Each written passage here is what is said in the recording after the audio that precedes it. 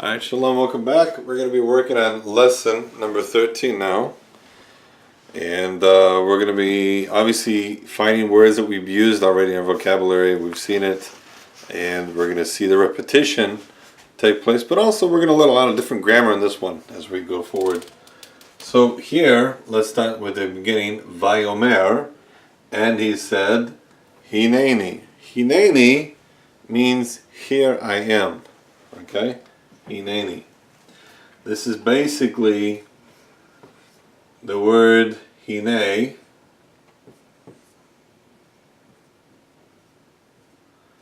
and we take the word hine and we're adding the pronoun with it, which is the word for me, I. And that's what we say here. So ni, basically here, is I, and then we have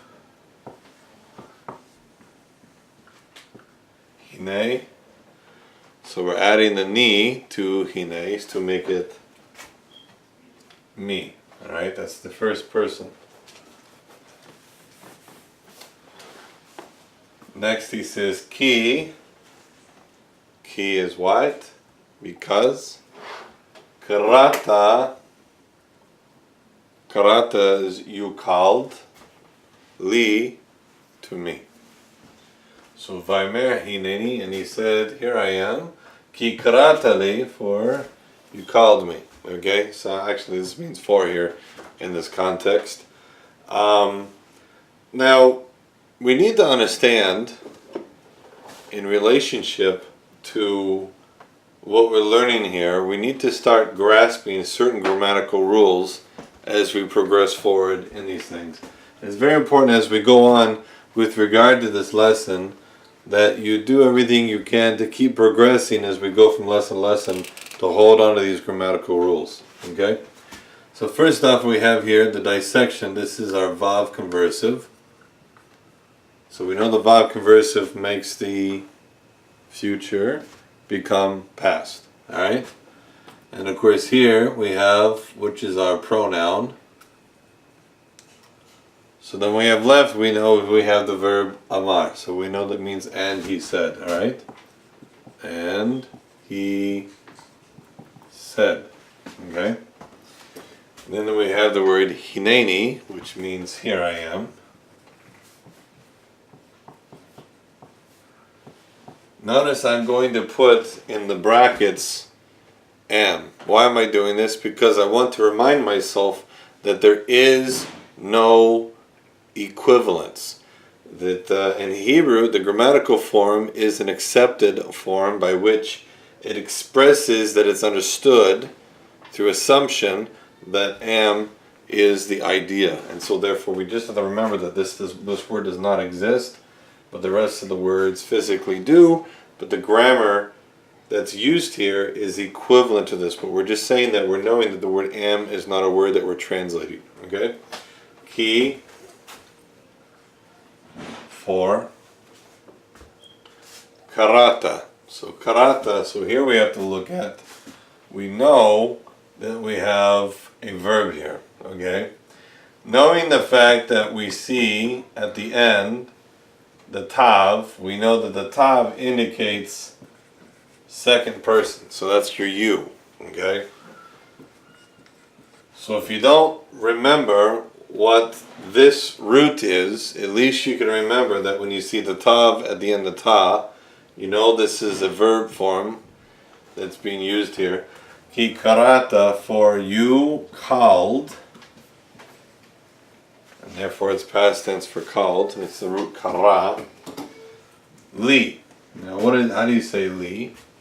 Okay, what do you mean by that? What do I mean by this? I mean, how do we translate li? Okay, literally it means unto me. But I want to teach you something about this which is very important.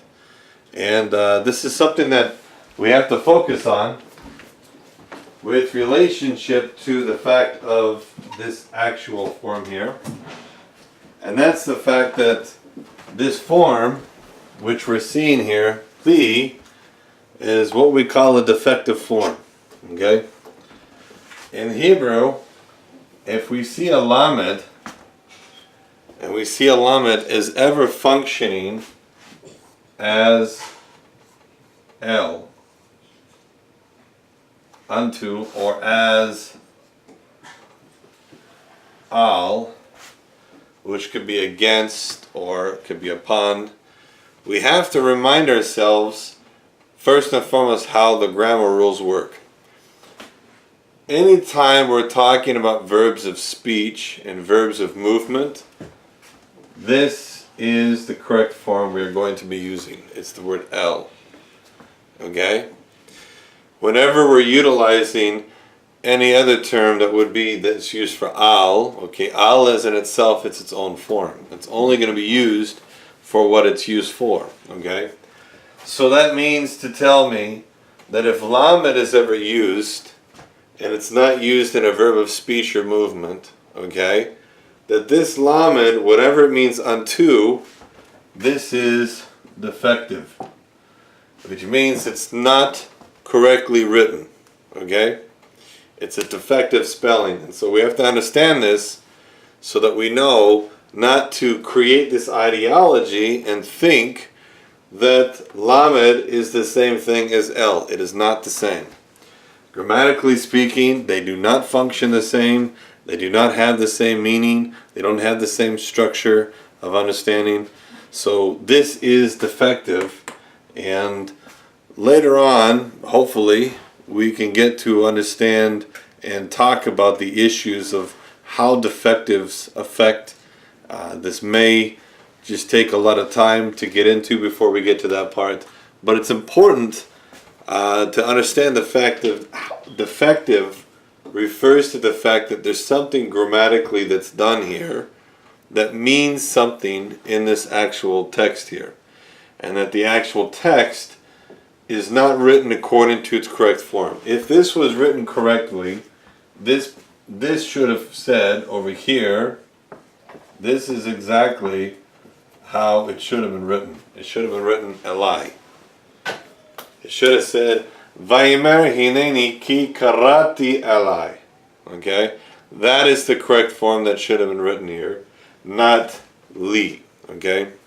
So one of the things you're going to have to understand with regard to this book is this book does not identify and correctly tell you that li is incorrect grammatically. It's not the correct form that would be used here.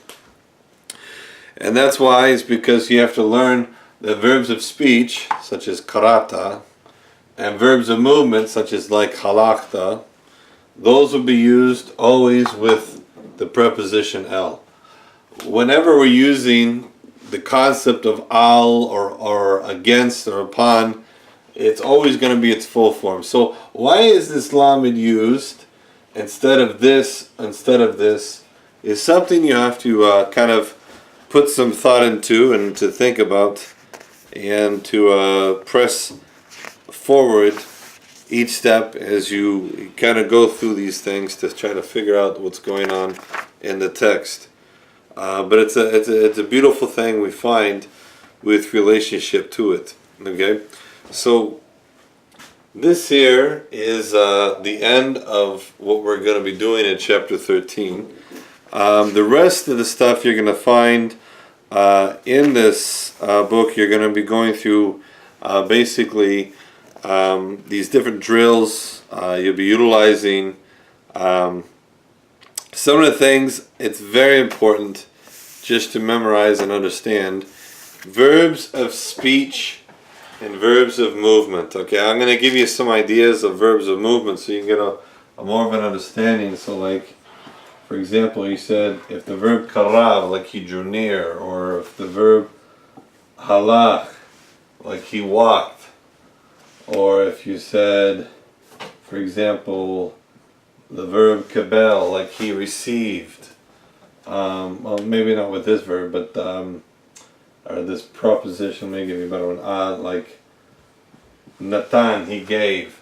These are the verbs that have to do with the concept of movement, by which you're always going to be attaching L to, and you would not be using the lamed. So the lamed is defective. It means that the word has been shortened.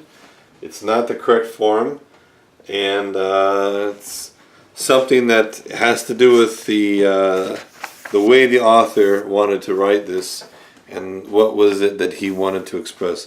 So we'll see you next time as we go to chapter 14, and we continue our lessons of learning Biblical Hebrew, and we'll catch you around.